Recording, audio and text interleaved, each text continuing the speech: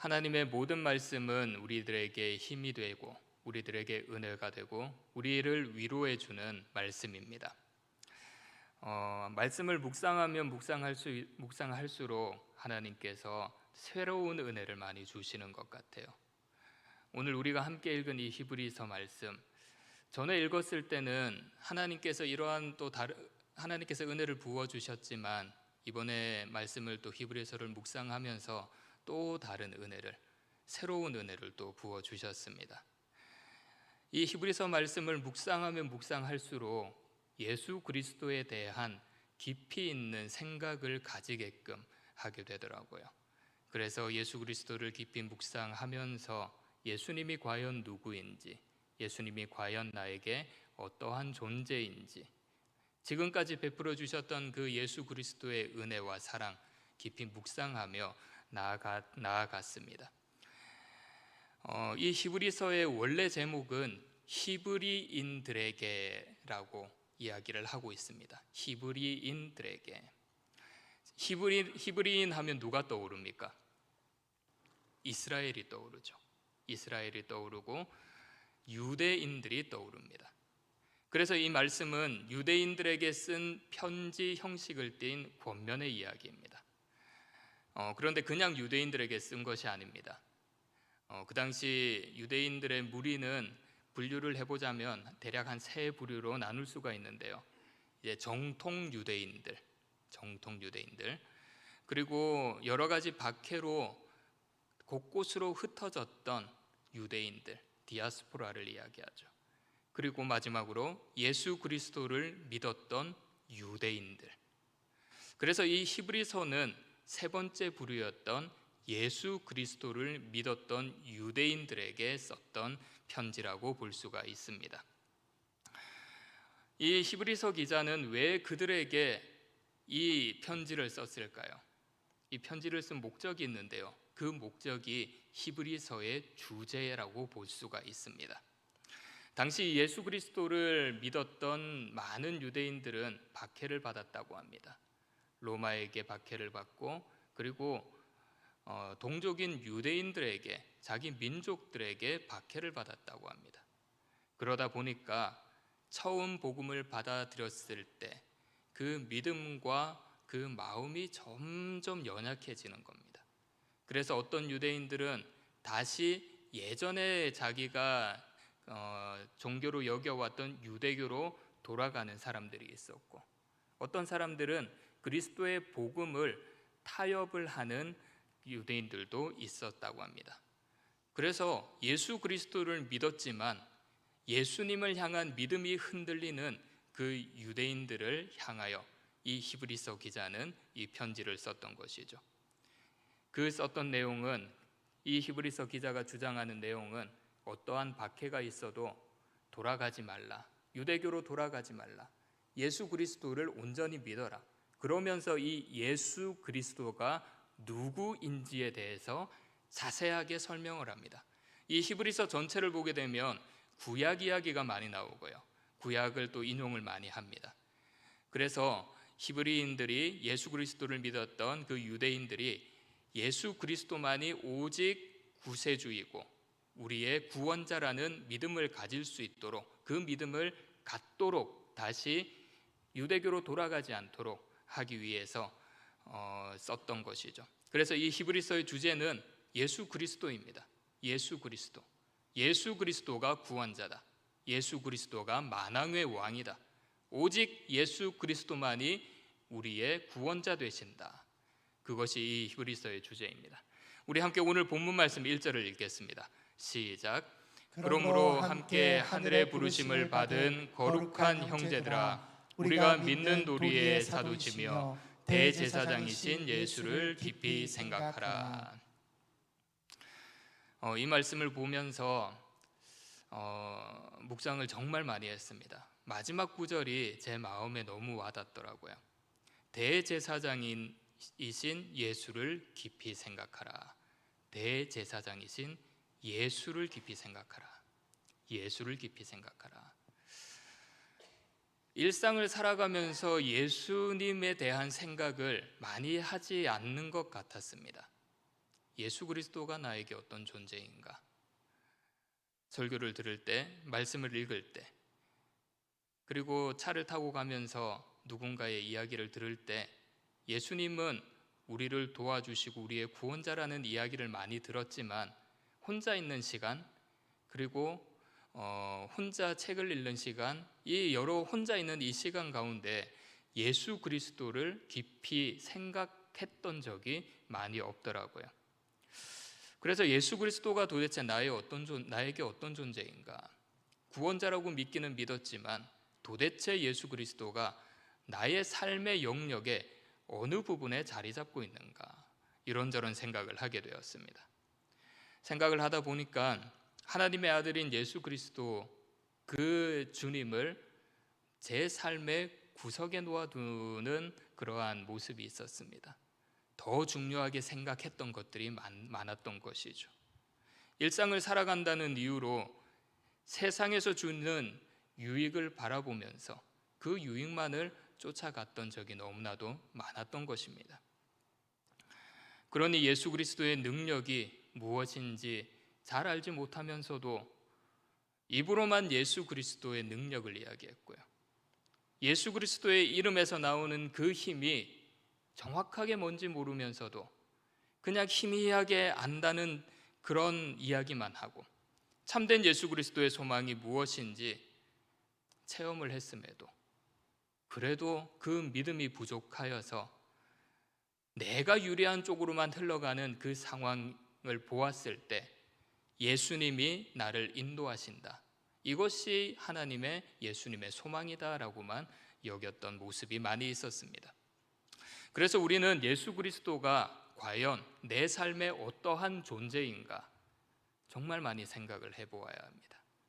우리가 당연히 믿는데 그 예수 그리스도가 내 삶의 어떤 영역 안에 들어와 있는가, 내 삶의 중심에 있는가, 예수 그리스도의 능력이 무엇인가, 예수 그리스도가 허락하는 우리들에게 주시는 평강이 무엇인가, 일상에서 주는 예수 그리스도의 소망은 무엇인가, 그 모든 것을 하나하나 정말 깊이 우리가 생각해 보아야 합니다. 이렇게 깊이 생각하지 못하면 우리는 우리가 생각하지 못했던 어려운 일이 있을 때마다 하나님을 향한 믿음이 흔들릴 때가 있습니다. 육체적 어려움을 당했던 분들을 보면 왜 나에게 이런 일이 있을까요? 이런 말을 이야기하시는 분들이 많잖아요. 저도 어려움이 있을 때마다 그런 마음이 너무나도 많이 들었습니다. 왜 나한테만 이런 일이 일어나는가? 그런데 그런 일은 나한테만 일어나는 것이 아니라 다른 사람들에게도 똑같이 일어나는 일들입니다. 예수 그리스도를 온전히 묵상하지 않고 예수 그리스도를 온전히 생각하지 않다 보니까 조그마한 힘든 일이 있어도 예수 그리스도를 향한 믿음이 흔들려 버리는 것이었습니다. 히브리서 말씀을 받아보는 유대인들이 예수 그리스도의 복음으로부터 멀어지듯이 흔들리고 있듯이 그러한 모습이 우리의 삶에도 나타난다라고 하는 것이죠. 오늘 본문을 보면 히브리서 기자는 예수님과 모세를 비교하고 있습니다. 본문 5절을 보시면요, 이렇게 이야기를 합니다.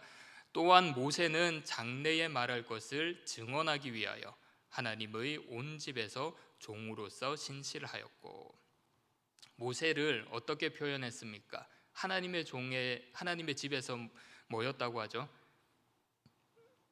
쓰임을 받기 위한 종이었다고 합니다. 자, 그러면 예수님은 뭐라고 했을까요?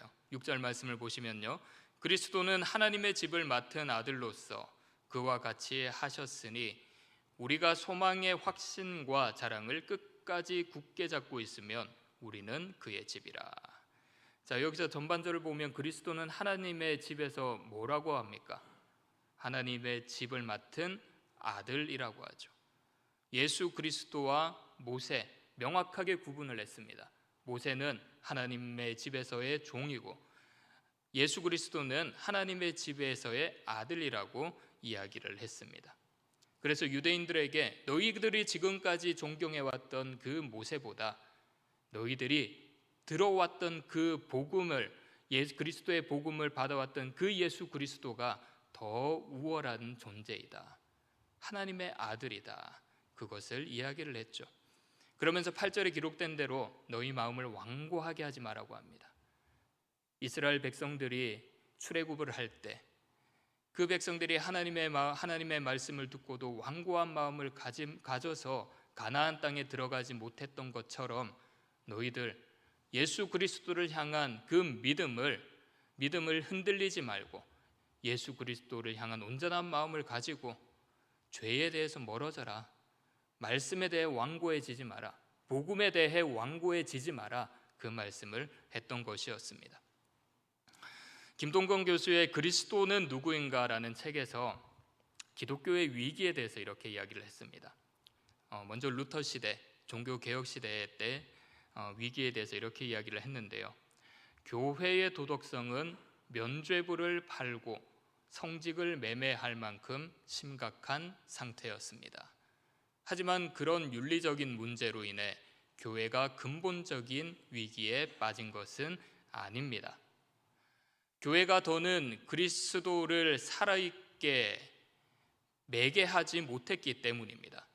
교회에서 살아있는 그리스도를 만나지 못하고 또한 교회에서 배운 그리스도가 자신의 삶 속에서 생생하게 체험되지 못할 때 기독교인들의 삶은 신앙과 유리될 수밖에 없습니다. 교수님은 당시에 교회의 부패가 있었지만 종교개혁의 근본적인 원인은 그 부패를 일으키게 만들었던 원인이 예수 그리스도와 그들의 삶과 조금 멀어져 있었다라고 이야기를 한 것이죠. 교회가 위기에 빠진 것은 살아있는 그리스도를 만나지 못했기 때문이라고 합니다.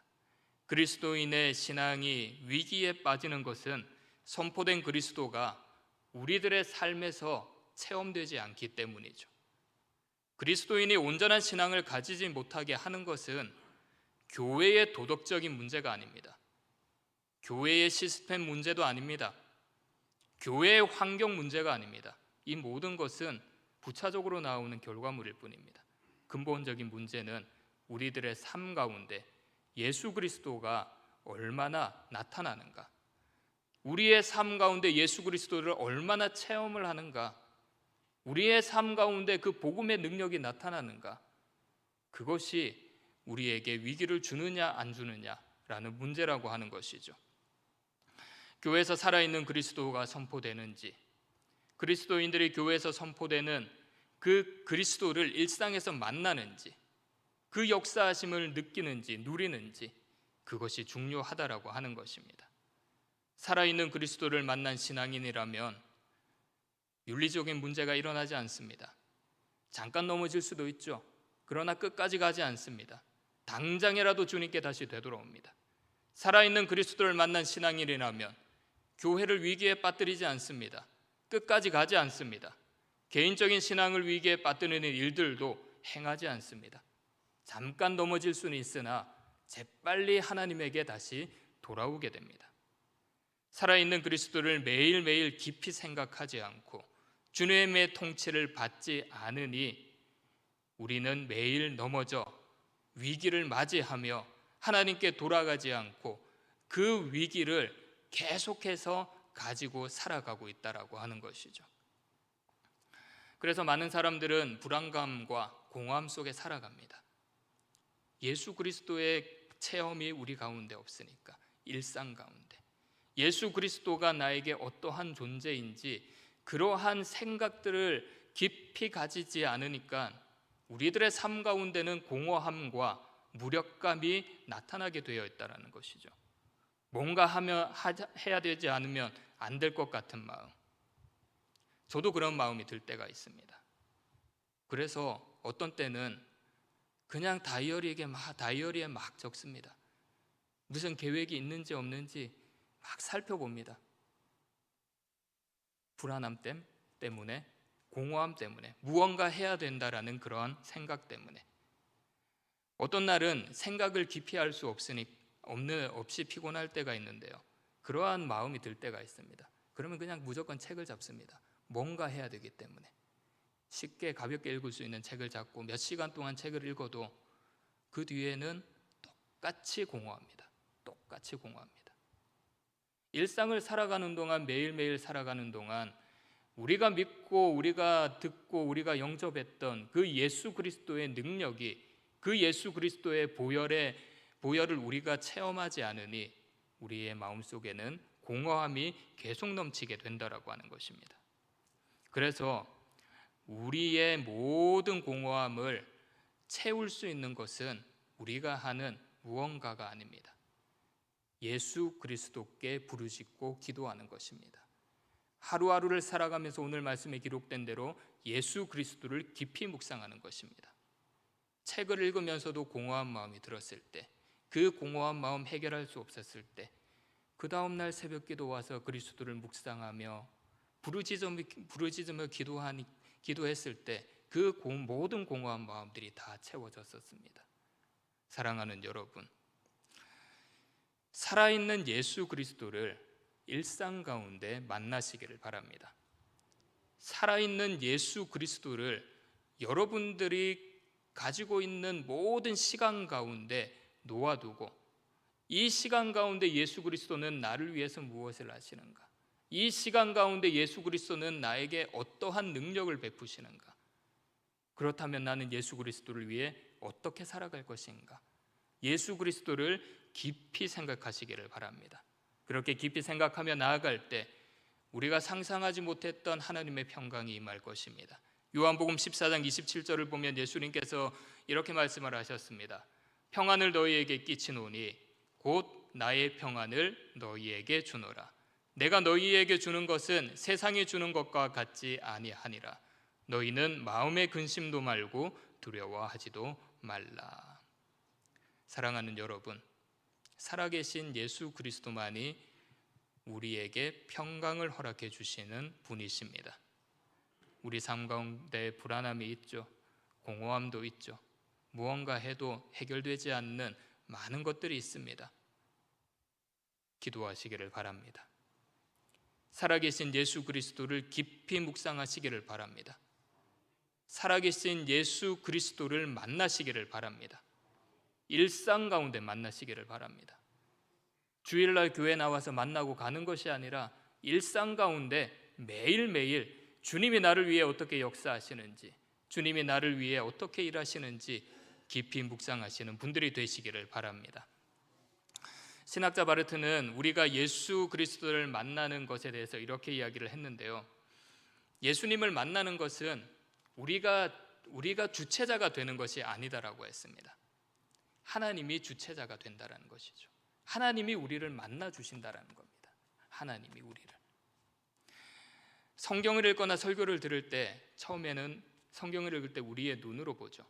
설교를 들을 때 우리의 귀로 듣습니다. 내가 보고 내가 듣습니다. 그런데 성경 말씀 가운데 읽는 가운데 하나님이 나에게 말씀을 하십니다. 하나님의 말씀을 볼 수 있게 해주시고요. 설교를 통해서 선포되는 하나님의 말씀을 우리가 들을 수 있도록 하십니다. 하나님께서 볼 수 있게 해주시고 하나님께서 말씀한다라고 하는 것이죠. 하나님의 말씀이 주체자가 되어서 우리에게 찾아온다라고 하는 것입니다. 매일매일 예수 그리스도를 깊이 생각할 때 하나님께서 우리를 찾아오실 줄 믿습니다. 예수 그리스도가 우리를 찾아오실 줄 믿습니다. 예수 그리스도의 소망과 은혜가 우리에게 찾아오실 줄 믿습니다. 그래서 우리는 매일매일 예수 그리스도를 깊이 묵상하며 깊이 주님께 간구하며 나아가야 됩니다. 그래서 예수 그리스도를 만났을 때 정말 삶을 살아가면서 살아계신 예수 그리스도가 나의 삶을 주장한다라는 그러한 느낌을 받고 믿음을 가졌을 때, 예수 그리스도를 만났을 때 우리의 삶이 변화되고 우리의 인격이 변화되고 우리의 모든 절망이 희망으로 바뀌게 됩니다. 세상에서 주는 비교할 수 없는 것들과 주는 것과 비교할 수 없는 평강이 우리들에게 임합니다. 사랑하는 여러분, 예수 그리스도를 깊이 묵상하시기를 바랍니다. 운전을 할 때든지 누구와 대화를 할 때든지 누구를 만나기 전 항상 예수 그리스도를 깊이 생각하시기를 바라겠습니다. 한국 대학교 선교회 CCC를 설립한 고 김중곤 목사님은 살아계신 예수 그리스도를 이렇게 이제 자기가 생각한다고 예수 그리스도를 향한 마음을 이렇게 표현을 했습니다. 나의 소원이 있다면 주님을 참으로 사랑하는 것, 내 의식이 없는 그 순간에도 우리 주님에 대한 사랑을 고백하고 싶소. 주님을 참으로 사랑하는 것, 주님을 참으로 사랑하는 것. 그리스도를 묵상하지 않으면 주님을 사랑할 수 있을까요? 일상 가운데 우리에게 베풀어 주시는 그 그리스도의 사랑을 생각하지 않으면 우리가 주님을 사랑할 수 있을까요? 내 의식이 없어도 주님에 대한 사랑을 고백하고 싶소. 고백하고 싶소. 주님을 사랑하는 그 마음, 예수 그리스도를 묵상하는 것으로부터 시작됩니다. 뽕나무 위에 있는 삭개오를 찾아오신 예수님, 인생의 공허함을 느끼며 생명수를 찾던 수가성 여인을 찾아오신 예수님, 이 예수 그리스도가 참된 진리이십니다. 이 예수 그리스도가 어두움 가운데 환하게 길을 나타내시는 빛이십니다. 이 예수 그리스도가 생명의 물이시고요, 모든 것의 모든 것이 되시고 만유해 주시고 만왕의 왕이시고 우리의 구원자가 되십니다. 이 예수 그리스도를 온전히 믿으시기를 바랍니다. 주님만이 우리를 구원하셨고 주님만이 우리를 사랑하시고 우리를 절망 가운데 그 어두운 가운데 일으켜 세워주시는 분이십니다. 매일매일 주님을 묵상하시기를 바랍니다. 깊이 묵상하시기를 바랍니다. 그리고 주님을 사랑하시기를 바랍니다. 주님의 사랑을 고백하며 주님을 향한 믿음의 고백을 하시는 분들이 되시기를 축복합니다.